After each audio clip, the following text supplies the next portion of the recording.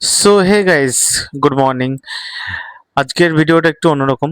তোমরা দেখতে পাচ্ছ, এদিকে কিন্তু আমি রেডি সেডি হয়ে গেছি ভোরবেলায় একদম উঠে গেট খোলার জন্য রেডি। আর এদিকে আমার রয়্যাল বেঙ্গল তো ঘুম থেকেই উঠছে না, তো ওকে কোনো রকম জল টল দিয়ে চোখে মুখে ওকে কি বলবো, ঘুম থেকে তোলা হলো। ও একটু ক্লান্তি বোধ করছিল আমার রয়্যাল বেঙ্গল টাইগার। তাই আমি বললাম যে ভাই, আজকে আমার সঙ্গে ঘুরে আসি। ও একটু নাহু নাহু করছিল, যাই হোক একটু আকুতি মিনতি করার পরে সে কিন্তু অলরেডি বেরিয়ে পড়েছি। এদিকে এসে বিলুর জন্য অপেক্ষা করছি, বিল্লু তো বের হচ্ছে না, ভোরবেলায় বলছে ঘুম ভাঙেনি। যাই হোক ওর মাকে ডেকে দিতে বললাম, ওর মা ডেকে দিয়ে পরে আমি এখানে অপেক্ষা করছি। আর এদিকে দেখছি যে মানে কতক্ষণ আসছে, সরি।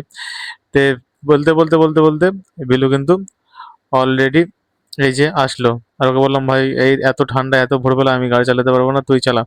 বললো, "ও, তুমি আমাকে ফাঁসাবে না?" বললাম, এখানে ফাঁসানোর কিছু নাই, তুই মোটরসাইকেল চালাতে ভালো পারিস তো, তুই চালা, আমি পেছতে বসে ভিডিওটা করি। আর এই বলতে বলতে কিন্তু দুজনে বেরিয়ে পড়লাম না জানা জায়গার উদ্দেশ্যে। এই দেখতে পাচ্ছি এদিকে আমি, এদিকে বিলু, এই যে শুনশান রাস্তা ভোরবেলায়। আর ভোরবেলা সরি, ভোরবেলার আবহাওয়াটা কিন্তু খুব সুন্দর। আর কথা বলতে বলতে এই যে দেখতে পাচ্ছ আনারদা, এত ভোরে ও মাঠে যাচ্ছে কলায় সরি বেগুনের তেল, মানে বেগুনের জমিতে তেল দিতে। তো ওরা আমাদেরকে জিজ্ঞেস করলো যে এত ভোরে যাচ্ছিস কোথায়? আমি বললাম যে দাদা একটু কাজ আছে।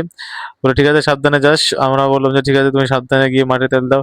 আর এদিকে হাই হ্যালো করে ব্যাস ওকে বিদায় জানিয়ে, আর এদিকে আমার রুমালটা একটু ভিজা ছিল, তো ভিজা রুমালটাকে একটু শুকানোর চেষ্টা করছি। তো এই ভিডিওটা এই পর্যন্ত। টাটা বাই বাই আজকের মতো।